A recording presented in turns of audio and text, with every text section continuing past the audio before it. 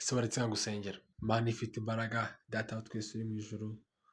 Mana ikomeye, Mana ihambaye, Mana ifite ububasha n'ubushobozi, ndagushimye ndaguhimbaje, gushimiye neza n'urukundo rwawe ruhoraho iteka,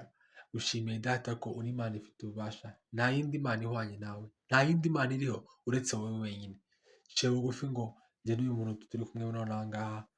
uhabwe icyubahiro, duciye bugufi ngo data ushyirwe hejuru, tugushimiye ko turi bazima njye nawe, tugushimiye ko data wabanye nawe, ndagushimiye ko wamurengeye, ndagushimiye ko agize aya magingo agiye ku mwuka w'abazima, ntacyo yatanze, nta kiguzi yabiguze, ndetse nta n'icyo yabigura, kuko hari benshi bagiye bagasigara, si uko wari mwiza kubarusha, ahubwo ni ukubera data ari ikimenyetso cy'uko umufiteho umugambi mwiza. Ndakwinginze kugira ngo ubane nawe, reka data aho yibwira ko bidashoboka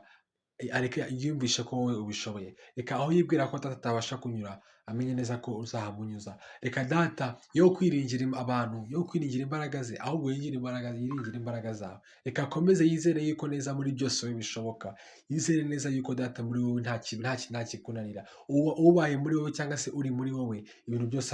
bishoboka bikunda. Niyo Imana ijya ibasha gutanga kwihangana, kandi uri mu bibazo mwami nzi neza yuko uzabimurindiramo. Ikindi kandi nzi neza yuko dufiteho umugambi mwiza ngiye n'uyu nguyu, ndakwingiza ngo uzasohoze amasezerano ye, kandi kiruta ibyo ngibyo mwami, ushobora kumuha ibyo mu isi, ariko igifite agaciro kurusha ibindi ni ubugingo bwo mu ijoro data. Reka uzaze udutware amahoro, uzaze udutware kandi turagutegereje, kandi ndakwinginze kugira ngo uhaze kwifuza kwe, usubize ibyifuzo bye, reka icyo akwifuzaho cyose ukimuhe, mu izina rya Yesu Kristo mbisenze mbyizeye, amen.